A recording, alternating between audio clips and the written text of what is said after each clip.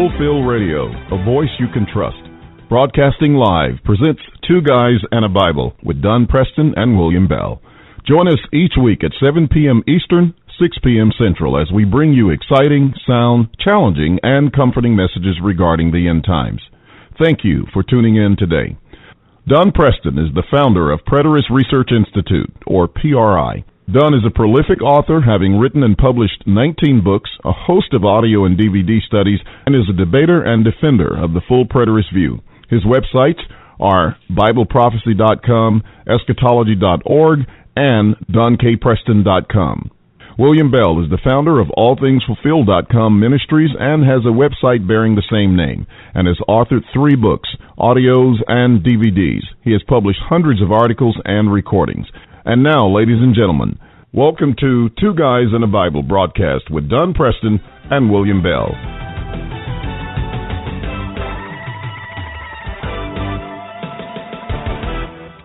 Good evening, ladies and gentlemen. Welcome to our broadcast today. I'm William Bell, and with me is Don Preston, who has been recovering from a little bit of being under the weather and maybe some other issues that I'm sure he'd like to get rid of as quickly as possible, but we're grateful that he's here and that he's able to be with us on today. How are you doing, Don? Well, I'm vastly improved over what I was. There's no question about it. I spent a little over 4 days curled up in the fetal position on my couch, just wishing the world would go away. I came down with my very first ever round of strep throat. My wife, bless her heart, has had that stuff numerous times. And so I kind of learned what it was like when she goes through it.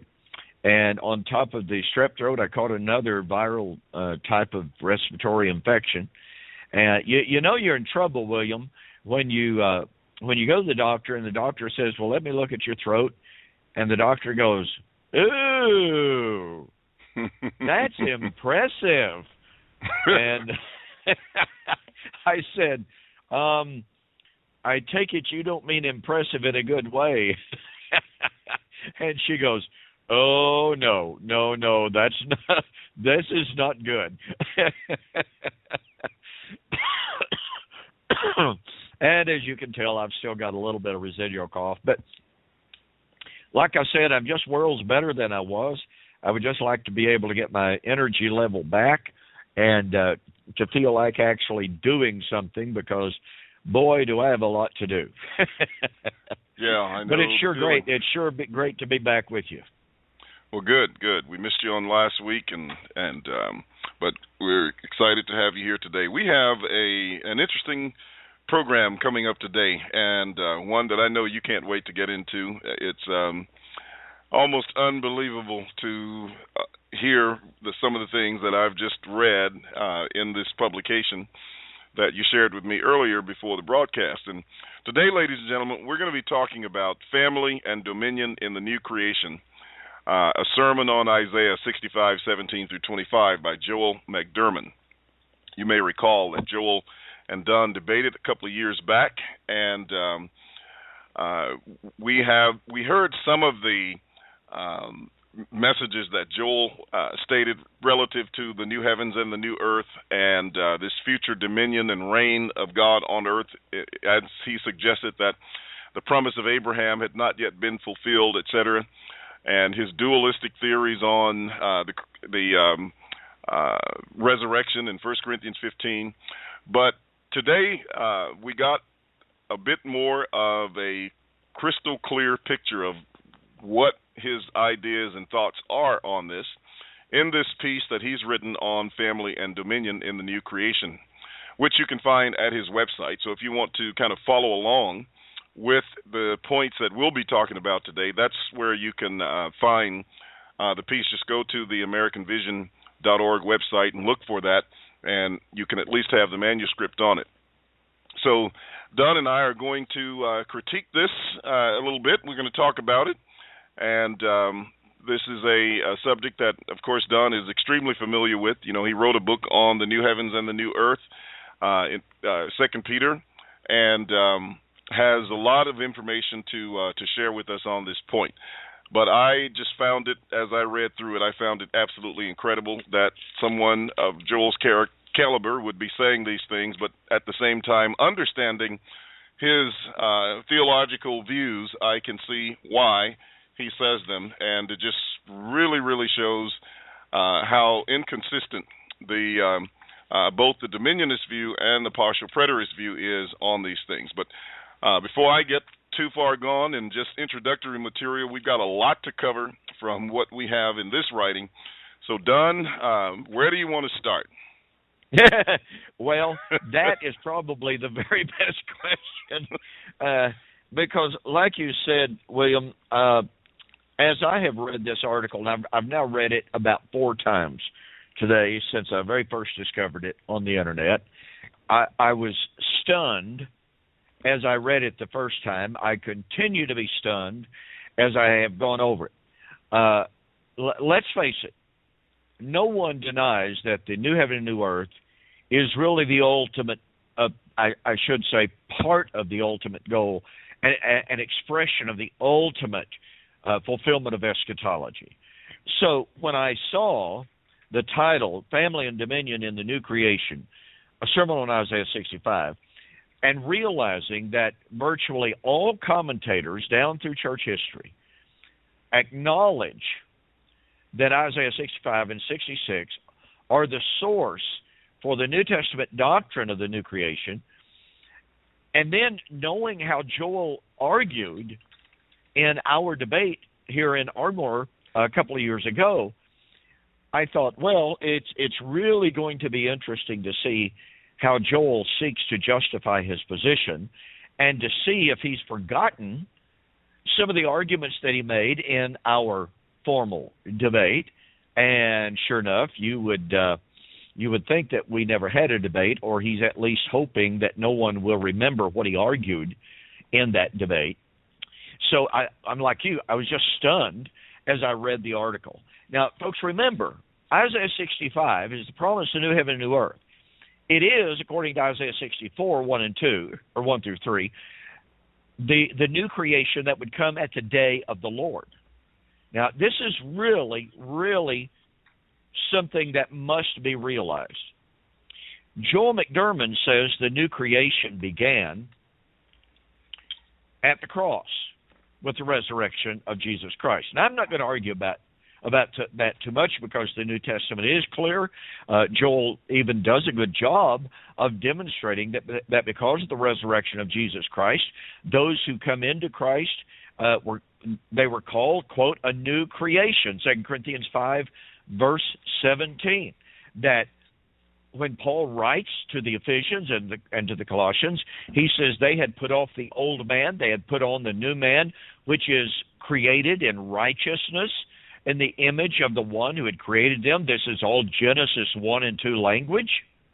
And so I'm certainly not going to dispute whether or not the new creation had been born, may I use that terminology, and we definitely want to get into Isaiah chapter 66 in our discussion.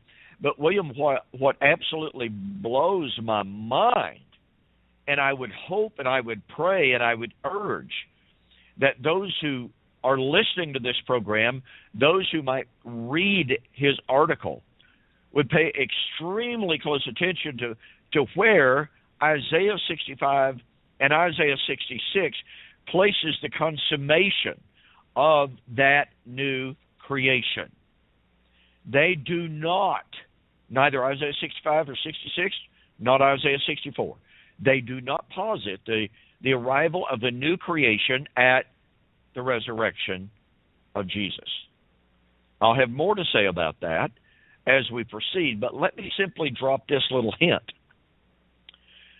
Isaiah 64 to 66 unequivocally and emphatically posits the new creation at the time of the destruction of the old creation. Well, okay, there's not much controversy there. Until people realize that in both Isaiah 64, 65, and 66, the new creation comes at the removal of the old creation, and the old creation is Old Covenant Israel. That's where this gets stunning. That means that the promise of the new heaven and new earth was God's Old Covenant promise made to Old Covenant Israel. Now, folks, here's something you just simply have to catch. And by the way, the book of my debate with Joel McDurmon is available on my websites. I really, really urge you to get a copy of the book and to see how Joel McDurmon danced.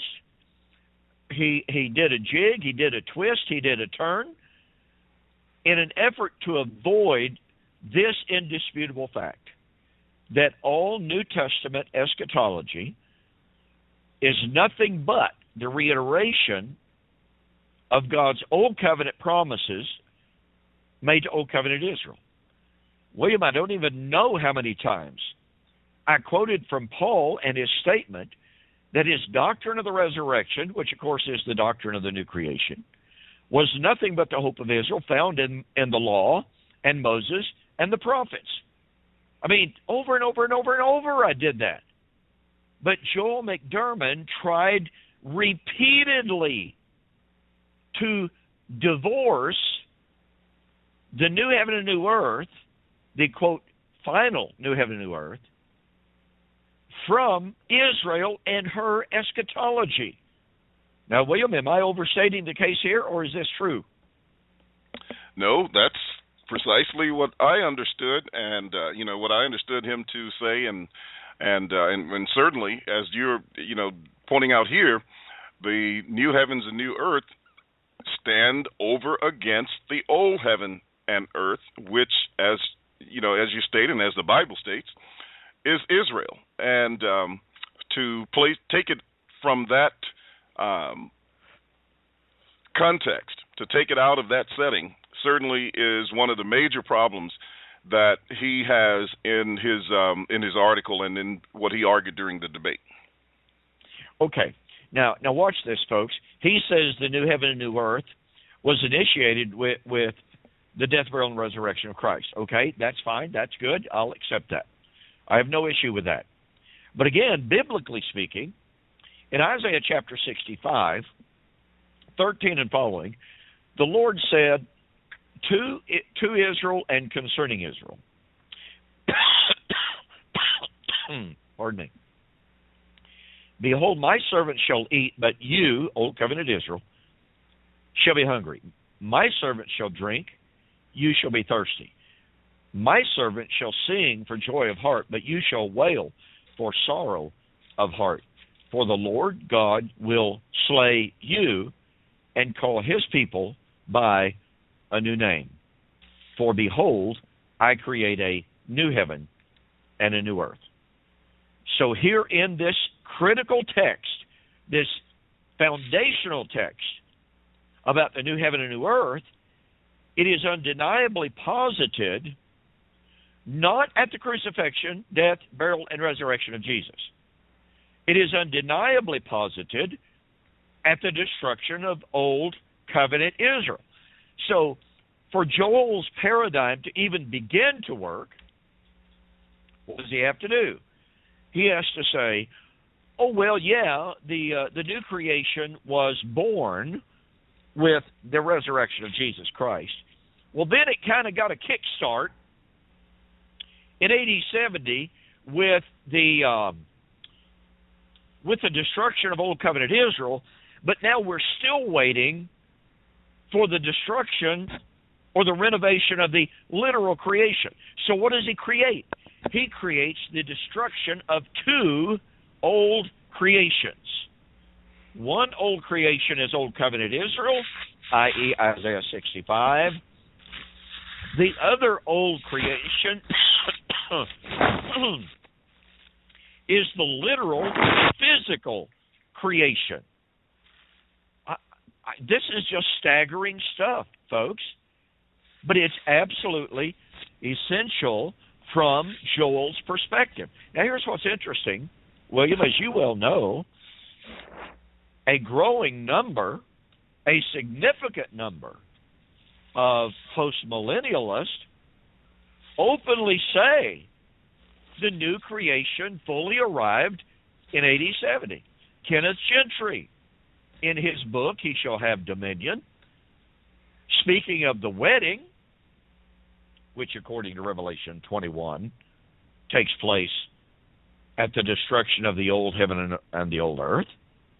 Kenneth Gentry says that the new bride, the new heavenly bride, completely, fully supplants the old bride in AD 70. Well, if the bride, the new bride, is the new creation, and there's no doubt about that in Revelation 21, so if the new bride is linked with the new creation, and the new bride fully arrived in AD 70, well, William, what is there more? What more is yet to come? I mean, are there more aspects of the bride to come? Are there better parts of the bride to come? I mean, if the new covenant bride fully supplanted the old covenant bride, i.e. the old covenant creation, in AD 70, then contra Joel McDurmon, who in this article says, well, it certainly is true that the new creation has begun. He is quite emphatic about this. Let me see if I can get that specific quote here. And that is, Joel says, from these passages that he cites, we must understand that the new creation that Isaiah speaks of, if not fully manifested yet, has at least had an inception, and I believe it's had a firm beginning by virtue of Christ's resurrection, of him being the first fruits of creation, and of our privilege to be made new, and thus part of that new creation, unquote. So there's no question whatsoever that Joel McDurmon believes that the new creation began with the resurrection of Christ. We are currently part of it. You know, it's fascinating to me. William, as you read this somewhat lengthy article, did you find a single reference by Dr. McDurmon to the creation of the new creation at the passing of Israel? I don't think I saw a single reference to the new creation regarding the passing of Israel. He did, comment on timing, and yes. He mentioned something about, he said it replaced, I believe, the creation, but I don't think he said anything about the creation with regard to Israel. Yeah, really what he talks about when it comes to timing is the fact that the new creation has already been begun, yes. already begun with the resurrection of Christ. But like you, I do not remember, and again, I've read the article 4 times now, I do not remember him even referencing the destruction of the old creation in AD 70. It's as if Isaiah said not one thing about it in Isaiah 64 through 66. And yet, Isaiah 64 to 66 placed the new heaven and new earth at the coming of the Lord to destroy the old creation. Peter, in 2 Peter chapter 3, puts the new heaven and new earth at the day of the Lord to destroy the old creation. Revelation posits the new heaven and new earth at the time of the destruction of Babylon, the city where our Lord was slain. So here we have a perfect unity, perfect harmony in the biblical testimony that the new heaven and new earth comes at the time of the destruction of Old Covenant Israel. And by the way, I should point out, Joel McDurmon agrees that Babylon in Revelation is Old Covenant Jerusalem. So in Revelation, you have the new creation that arrives at the destruction of Jerusalem, which is precisely what Isaiah 65 and 66 teaches. So you have this perfect unity in the Bible that the new creation would fully arrive at the destruction of Old Covenant Jerusalem. And Joel McDurmon, even though he undertakes to talk about, quote, the timing, unquote, of the arrival of the new heaven and new earth, says not one single word about Isaiah or 2 Peter or Revelation in regard to the necessary prerequisite of the coming of the new heaven and new earth. Now, folks, I would call that some really sloppy scholarship. In fact, I would even question the scholarship that completely and totally ignores this framework. Well, see, one of the problems that he's going to run into, and that I'm sure you're well aware of, if he posits the new heaven and the new earth over and against the old creation, the old heaven and earth, meaning old covenant Israel, that's going to run smack into the face of his dominionist theology, because now he has to deal with the Sabbath and those events being fulfilled. And so he's forced into this literal paradigm of talking about, people and physical houses, all of these things. So he has to somewhere believe that there is some, which I know it's what he believes, is this transformation of the natural realm, the physical realm, into something else. But at the same time, it's going to still be physical, because he talks about people living to be 800 and 900 years old, et cetera. But anyway, I know we'll get to that a little bit later. But that's the biggest issue. He cannot hold and take the new creation to be antithetical to the old heaven and earth, because that's going to destroy his view on the Sabbath and their whole dominionist theology. Absolutely right. And you hit on something very, very important there, and that is his literalistic approach. He goes down through the language of Isaiah chapter 65, and even touches on chapter 66, and the references to an infant dying. If it dies 100 years old, it would be deemed a curse. They shall live in their houses, they shall plant vineyards, et cetera, et cetera. He takes this to be literal. Now, if you'll remember, William, in my debate with him, I made the comment, as he made some of these literalistic type of applications, I said, folks, what we are hearing here is just a modified form of millennialism. This is millennialism. Oh, he just took great exception to that. Well, let me see. The dispensationalist goes to Isaiah 65 and 66. He believes it speaks of the millennial period. Well, guess what? Joel McDurmon takes it as the millennial period. Now, the dispensationalist puts the millennium off into the future. Joel says we're in it now. The dispensationalist says, in the millennium, babies won't die 100 years old. They take it literally. Joel McDurmon says, oh, yeah, I take it literally. Well, it just hadn't arrived yet. So we're in the millennium, but it hadn't arrived. The blessings of the millennium haven't arrived yet. Except, wait a minute. Here's what he tells us. We have begun to see the extension of the lifespan of individuals. I mean, after all, at one time, the lifespan of people was 40 years old. It's even 40 years old in some parts of Africa even today, and some of the most backward of those countries. But look, in America, we're approaching 80 years old. And that's supposed to prove that Isaiah 65 is being fulfilled literally now. Now, my question is, if you're going to take this language literally, how do you condemn the dispensationalist for taking it literally? I mean, after all that the dispensationalist does is to say, look, babies don't live to be 100 years old. Therefore, this has not been fulfilled. And Joel McDurmon comes back and he says, well, they don't live to be 100 years old yet, but we are in the millennium.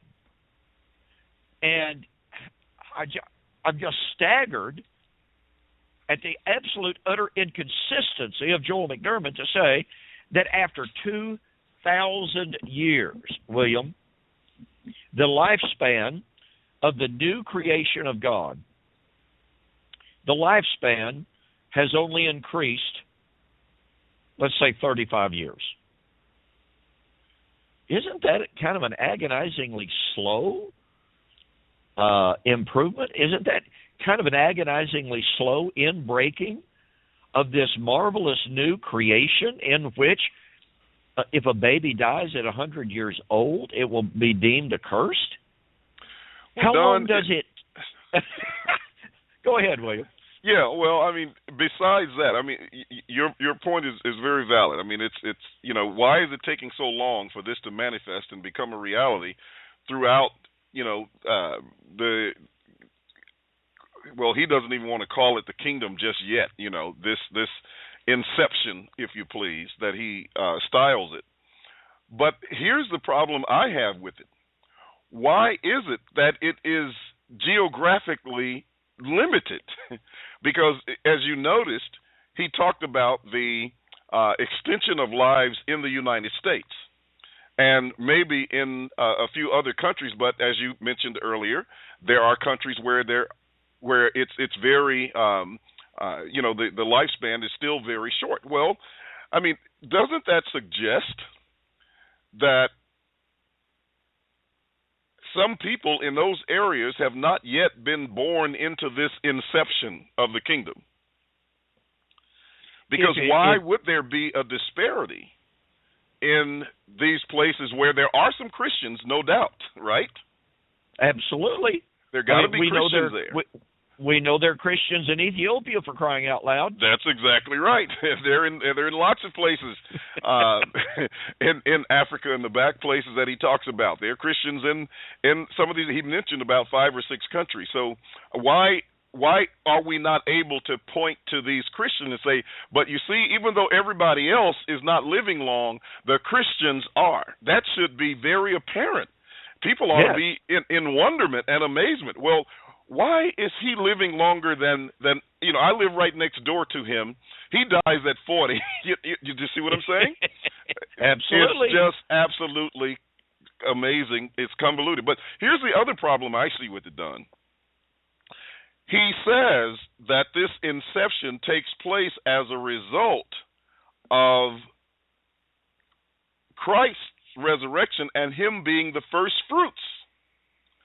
Well, that, to me, suggests Christ is the one who's fathering these people in the new creation. That's what James taught. James chapter 1, verse 18. That's right. Now, if Christ is fathering them, why are they not living out these lives now? I mean, what's stopping them? What's preventing it? What's hampering?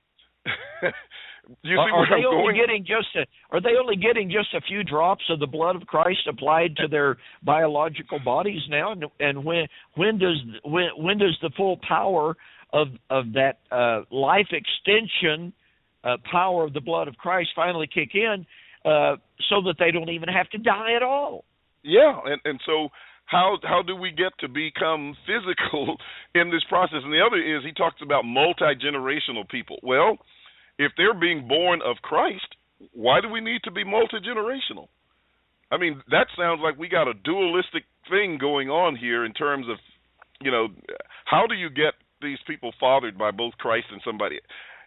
Something's wrong here, terribly wrong. Here's the other part that struck me when I read it. He makes the new heavens and new earth in Revelation chapter 21 different, because he says in that one there is no death.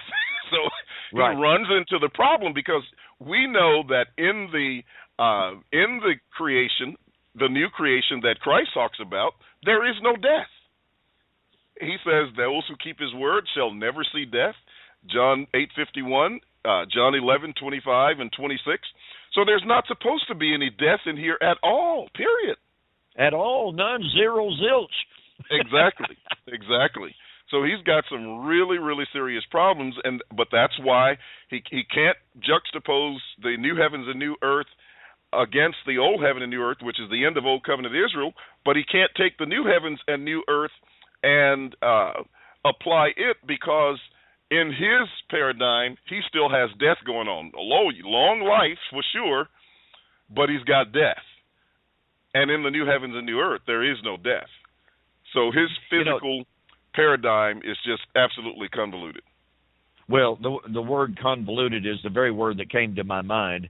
I mean, he's literally all over the map in this sermon that he delivered. I don't know where this sermon was delivered at all, but the point of fact is he is admitting, he is stating that Isaiah 65 is the foundation for the new heaven and new earth, for the new creation.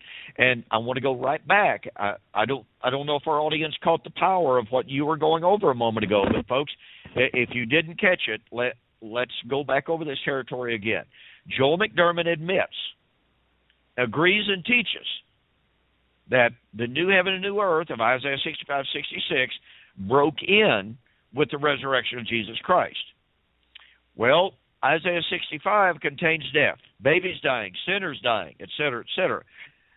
But wait a minute. Jesus said that those who are in him, and you know that's the righteous of Isaiah 65.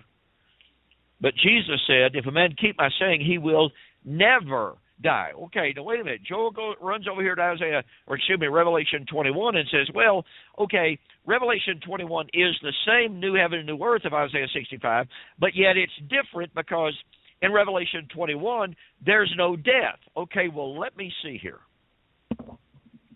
What we have is a new heaven and new earth of Isaiah 65 in which there is death.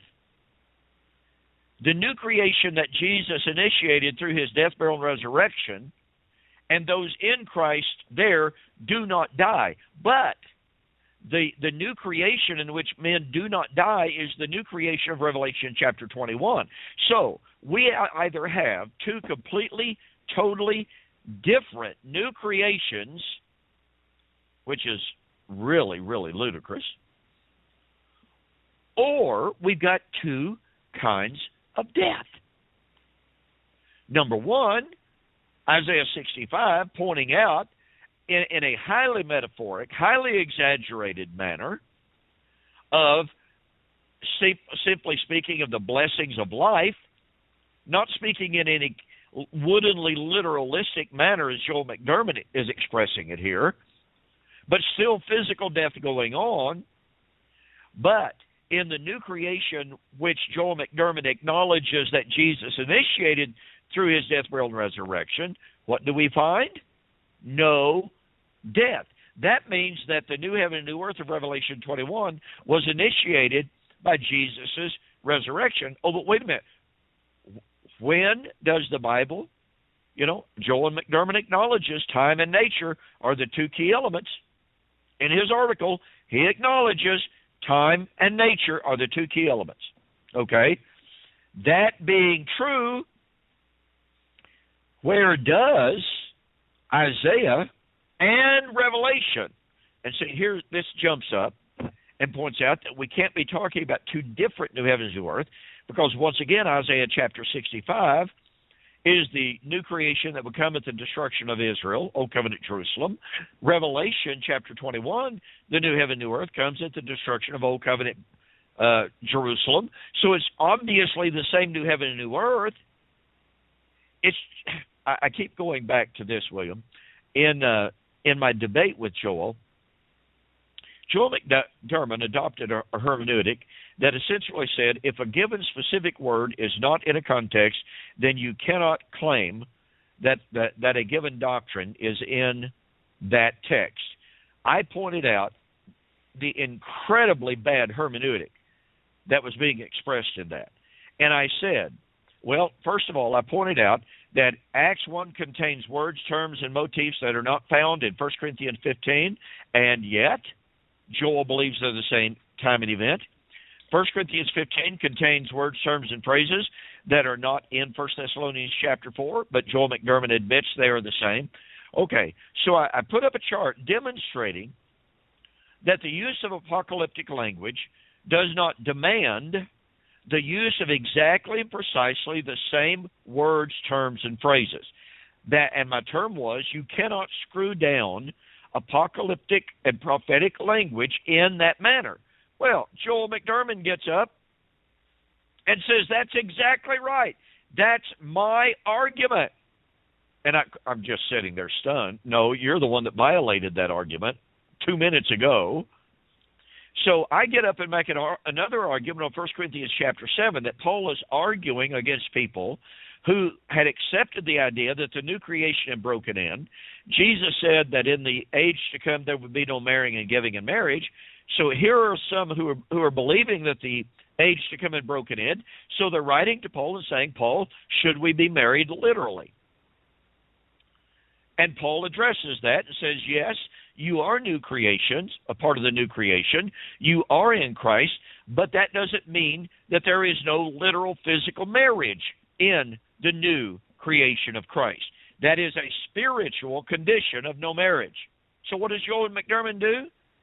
In spite of the fact that I had shown that it's wrong to eliminate a doctrine from a given text because a certain word is or is not found there, and he said he agreed with that, he got back up and he said, I don't see the term new creation in 1 Corinthians 7 at all. So on the one hand, he said he agreed with the idea that you cannot eliminate a doctrine from a text even if certain words, terms, and phrases are not there, but then turned right around and made the very argument again. What's he doing with Isaiah 65 and Isaiah 66? See, I said all that to say this. I want to connect the dots here. Because Isaiah 65 talks about death being in the new heaven and new earth. And Isaiah 66 gives us the same indication. But in Revelation 21, there is no death. Does not mean there is a contradiction. And it really doesn't even mean there are two kinds of death, by the way, although I do believe that Isaiah 65 does indicate that there would be physical death in the new creation, in the new heaven and new earth, which destroys, Joel's paradigm. But the point of fact is, a person could still argue that by the very nature of apocalyptic language, you cannot pit one text over against another. And let me illustrate that just a little bit more. In Isaiah chapter 11, it talks about that in the kingdom of the Messiah, that the wolf would lie down with the lamb. And there would be no lion there in the kingdom. Well, then in Isaiah chapter 35, it talks about lions being in the kingdom on the highway of righteousness, yet being docile and at peace. Well, wait a minute. Both passages are talking about the kingdom of God. One says there would be lions there. The other says there wouldn't. Is that a contradiction? No, it's just the nature of apocalyptic language that you cannot, number one, you cannot take it too rigidly and woodenly literalistically. Number two, as a direct corollary to that, you cannot say, oh, well, it says this here, and in another text where it's talking about the same thing, seemingly, it has an added dimension to it, therefore it must be a different event. No, you can't do that. That is a violation of the nature of apocalyptic genre. Well, Joel is doing, by his dichotomization between Isaiah 65, Revelation chapter 21. Oh, look, you got dying in Isaiah 65. Revelation 21, there's no death. Well, I believe that's a total abuse of apocalyptic literature. And on the one hand, Joel agreed with that hermeneutic in our debate, then turned right around and contradicted himself flat 180 degrees in the same debate. So I hope everyone understood the point that I'm trying to make here, and that is that Joel's literalistic hermeneutic comes back to bite him. William pointed it out very eloquently a moment ago. And that's what we have to see with what he's doing with the language of Isaiah chapter 65 and and 66, when he goes to impress this literalistic language. By the way, I guess, William, in the new creation, when it comes to full fruition, you and I are going to be vineyard planters, because every man's going to have his own vineyard.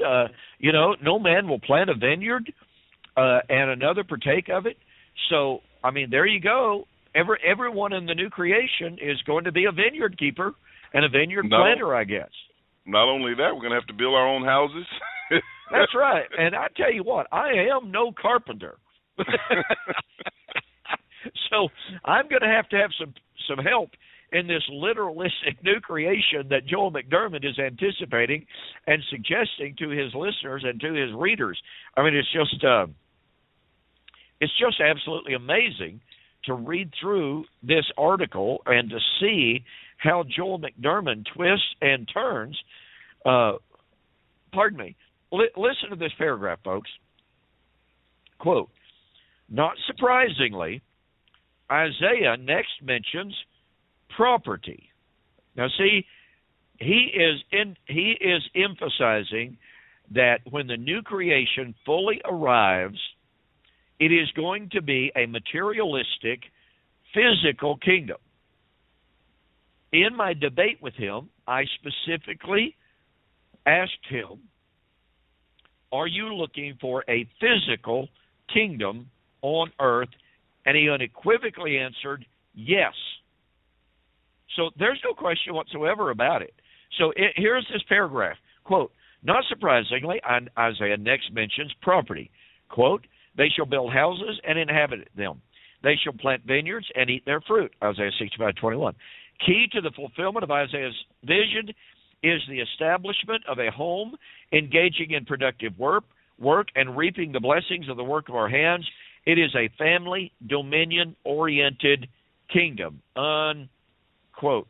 And then he says, goes ahead and reads the rest of it. And he's got, by the way, let me point this out, that exactly and precisely like the dispensationalists who say that in the millennium, when it arrives, there will be lions and wild animals, but they will eat dust and they will eat straw. The carnivores will eat dust and they will eat straw.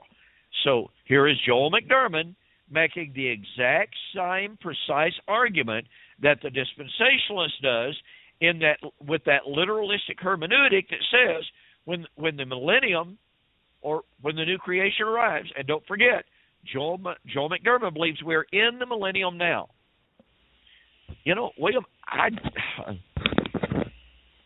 just don't believe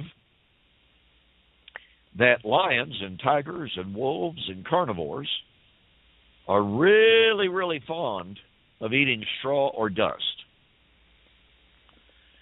I just don't see that. No, and I don't think at any time soon I am going to sit down with any of them either. Stick your leg right out there.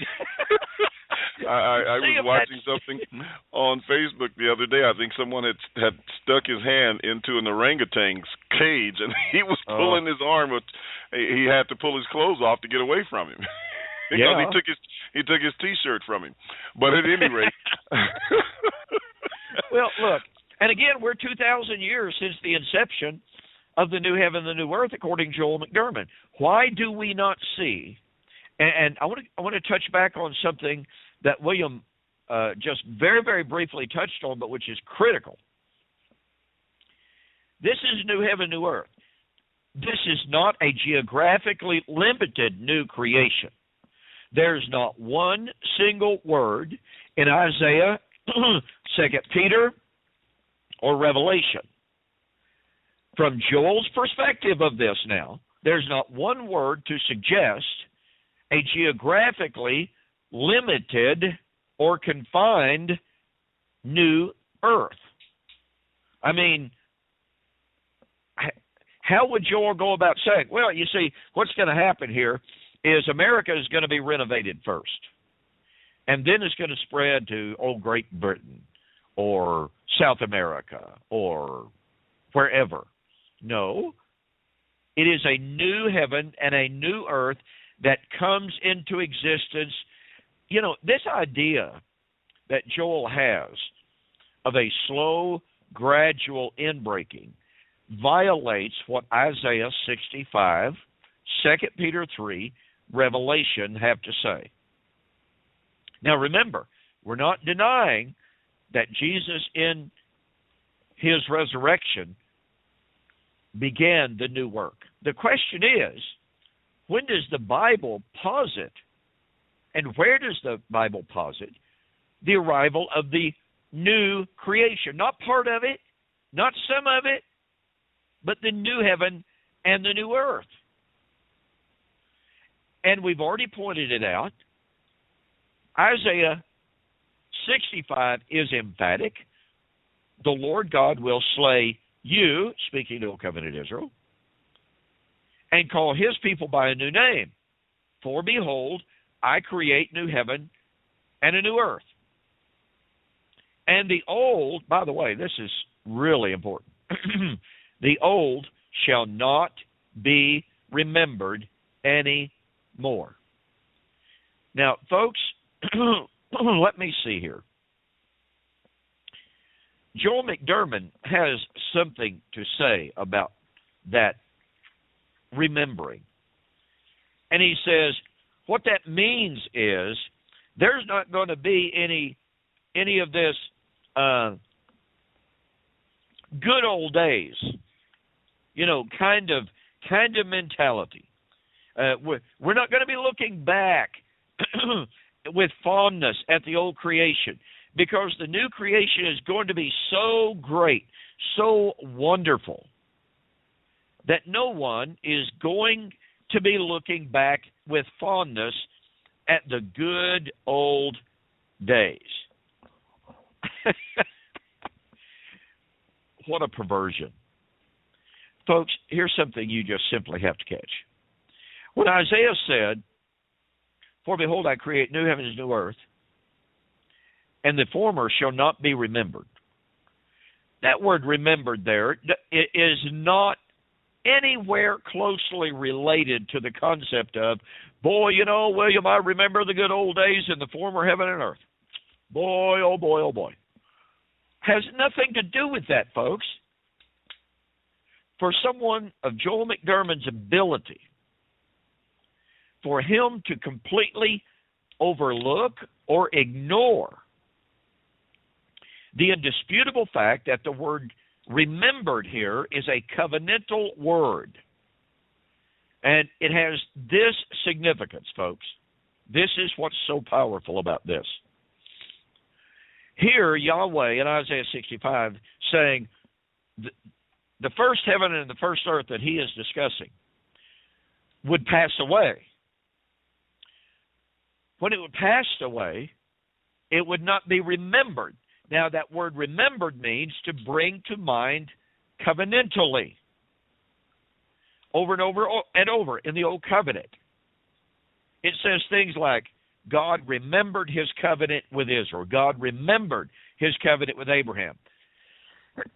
Oh, pardon me, folks. That came out of nowhere. So, the word remembered, again, is not simple mental recall that says, William and I one day will be sitting around going, boy, you know, William, don't you remember the good old days of the former heaven and earth? No. Has nothing to do with it. It means that the first heaven and the first earth of Isaiah 65 was a covenantal heaven and earth. It was a heaven and earth that existed because of covenant. It was a heaven and earth, we might even say, that was created through the giving of the covenant. And when that first heaven and first earth of Isaiah 65 passed away, the covenant itself would no longer be remembered. You got to have a covenant in order to do covenant remembering. So here is a covenant heaven and earth that would pass away. Now, here's where it gets really, really, really sticky for Joel McDurmon. Joel McDurmon says the full flower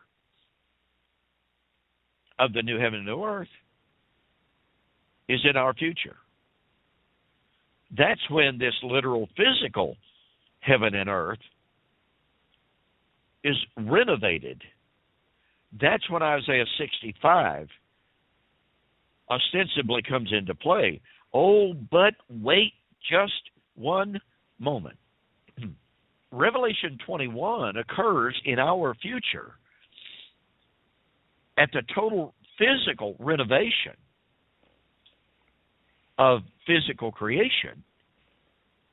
That means that the first heaven and first earth it's not supposed to be renovated. It's supposed to be destroyed. But here's the kicker. Here's the real power. The present heaven and earth, which is awaiting the new heaven and new earth, will no longer be remembered. But that means the current physical heaven and earth is under a covenant. William, I wonder what covenant the current physical heaven and earth is under. What do you suppose Joel would tell us?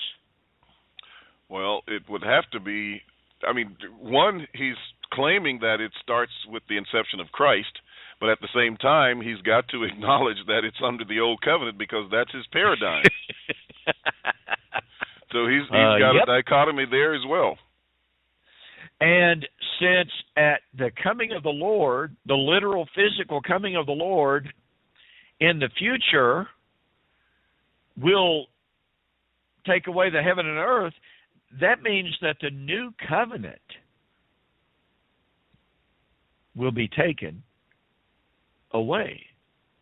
Well, if the new covenant is taken away, which is what Isaiah 65 is predicting, that is the passing of covenant, heaven and earth, and it's the ground and the basis of Revelation 21. So if Revelation 21 would be the final fulfillment of Isaiah 65, since Isaiah 65 says heaven and earth would pass away when the old covenant was taken away and the first heaven and earth would lose its covenantal significance, well, then whatever covenant is currently in effect will cease at the coming of the Lord. Then that means one of two things. Either the gospel will cease to exist and will no longer be remembered, or, like you said, what about the law of Moses, which he says is still in effect? So is it the law of Moses that is finally done away? And of course, he doesn't really believe we're under the law of Moses today, because after all, he doesn't observe the Sabbath. He says the Sabbath has been changed and altered and removed. He said that in my debate with him. The Sabbath has been changed and altered and removed, but that which Sabbath represented, the resurrection of the dead, final salvation, hasn't come. And so somehow, some way, the Sabbath has got to be finally fulfilled, but it can't pass away until it's finally fulfilled. So literally, according to Matthew 5:17 and 18, the true seventh-day Sabbath should still be in effect. But again, Joel McDurmon says it's not, even though he believes the law of Moses is still in effect. So he says the law of Moses is in effect, but the Sabbath is not. Such a convoluted doctrine. Absolutely a convoluted doctrine. Pardon me. So we have this extreme dilemma of Isaiah positing the arrival of the new creation at the passing of an old covenant creation. Now that on means, that point, Don, go ahead, make that point. Well, I was just going to ask. Yes, go ahead. And that is, in view of that, what does he do with 2 Peter chapter 3 that talks about the destruction of the heaven and earth prior to the arrival of the new heavens and new earth, which is the fulfillment of the promise in Isaiah?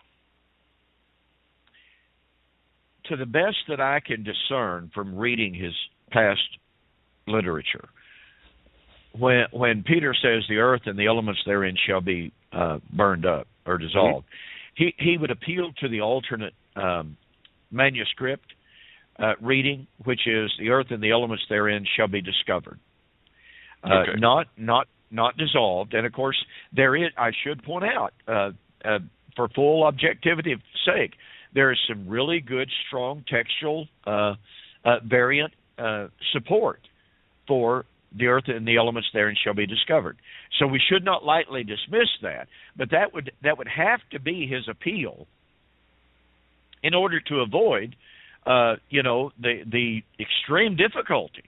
Because if one takes the traditional, may I say, translation of 2 Peter chapter 3, the earth and the elements therein shall be burned up, then, he doesn't have room for a literal, physical new heaven, new earth, unless he comes up with another divine creation out of nothing.